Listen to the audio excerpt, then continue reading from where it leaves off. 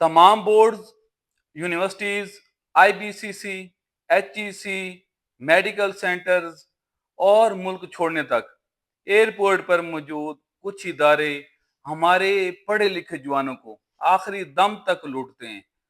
जब हमारा कोई भी जवान फारिगुल तहसील होता है तो उसके लिए हमारी फील्ड में किसी किस्म की कोई नौकरी अवेलेबल नहीं, ना सरकारी ना गैर सरकारी। उसके पास जो आखिरी ऑप्शन बचता है वो यही होता है कि कहीं से पैसे उधार ले, कहीं से कर्जा उठाए और ये मुल्क छोड़े किसी और मुल्क में चला जाए, वहां जाकर कमाए अपने लिए और अपने खानदान के लिए कुछ कर सके। एक तरफ तो हुकूमत इस बात का क्रेडिट लेती है कि बाहर से जो ज़र मुबादला आता है उससे मुल्क की मईशत बेहतर होती है, मजबूत होती है। दूसरी तरफ उन्हीं बाहर जाने वाले लोगों को, हालांकि जिनका आखिरी ऑप्शन होता है अपना मुल्क छोड़ना अपने लिए कुछ करने करने के लिए या अपने खानदान के लिए, उनकी मजबूरियां उनको बाहर लेकर जा रही होती हैं, तो हुकूमत उन्हें ज़रा भी फैसिलिटेट करती नज़र नहीं आती, बल्कि हुकूमती पॉलिसियों की वजह से उन्हें दर बदर लूटा जा रहा होता है। आप अंदाज़ा करें कि वो इदारे, वो बोर्ड्स, वो यूनिवर्सिटीज़, ये वो इदारे हैं जो लाखों रुपए फीस वसूल करते हैं किसी भी डिग्री के लिए। ये फीस लेते हैं, फीस लेने के बाद इम्तिहानात लेते हैं और इम्तिहान में जब कोई बंदा पास होता है तो उसको डिग्री देते हैं।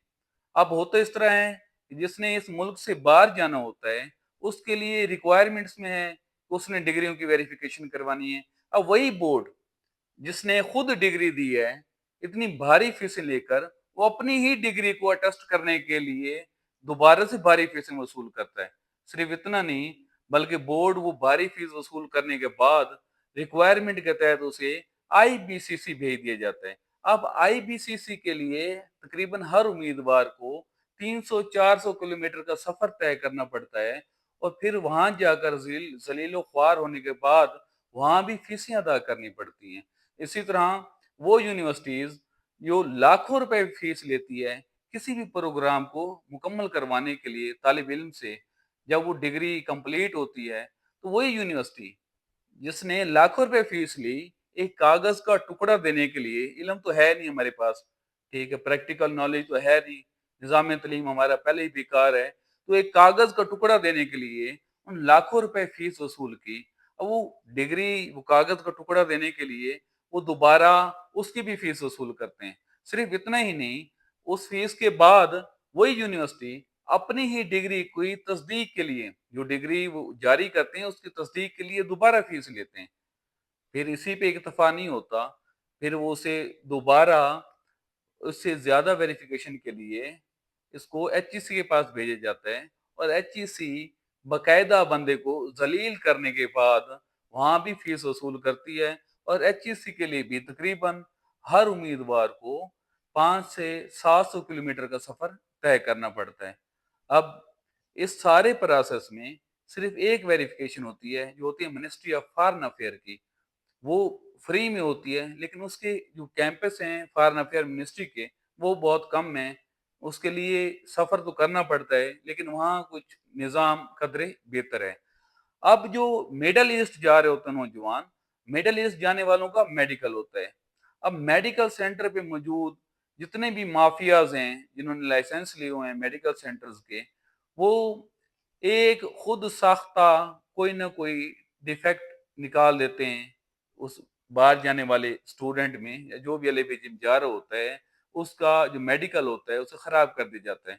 फिर उससे लाखों रुपए फीस की मद में जुर्मा रिश्वत की मद में वसूल किए जाते हैं और फिर नेक्स्ट उसको क्लियर कर दिया जाता है।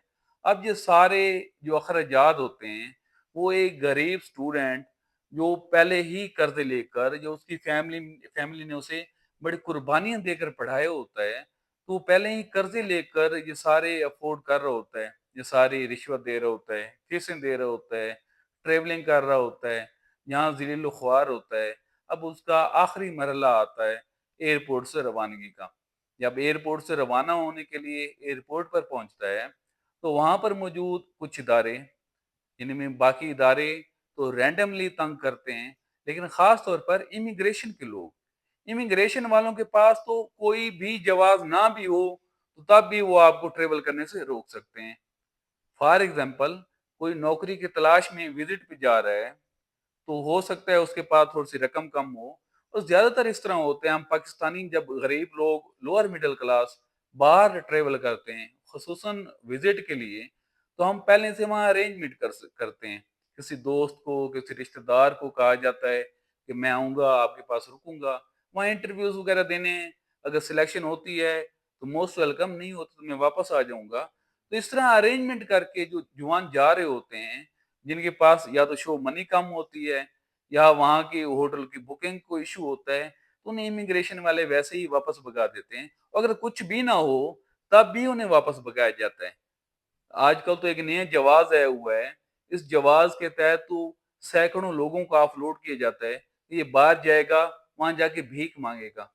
अल्लाह के बंदों, जिन स्टूडेंट्स ने, जिन लोगों ने सारी जिंदगी अपनी गुजार दी पढ़ने में, इल्म हासिल करने में, यूनिवर्सिटी तक गए, हायर एजुकेशन कंप्लीट की, वो बाहर जाना चाहते हैं नौकरी के लिए, तो उन्हें रिश्वत ना देने की वजह से बाज़-औक़ात, और बाज़-औक़ात बगैर किसी वजह के सिर्फ इसी बात का बहाना बना देना कि ये हमें शक है, ये जाके बाहर भीख मांगेगा, उसे ऑफलोड कर दिया जाता है।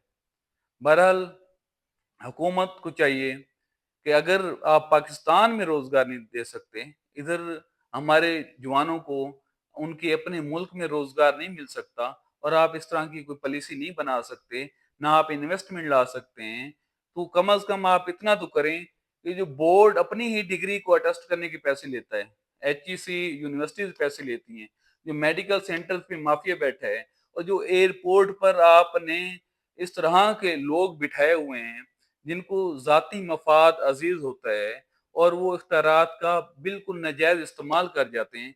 कम अज कम इन्हें लगाम डालें, इन्हें कहें, इनकी फीसें ख़त्म करें, इन्हें हाथ हल्का रखने को कहें, और नौजवान जो यहाँ से मायूस है, उसे इतना मायूस करके न भेजें कि वो बाहर जाकर दोबारा गालियाँ दे। और आजकल गालियों की जो अपना हमारा रिवाज है, वो वैसे ट्रेंडिंग में है, सुनी उसी की जाती है जो गालियाँ दे रहा हो। शुक्रिया, अल्लाह हाफिज़।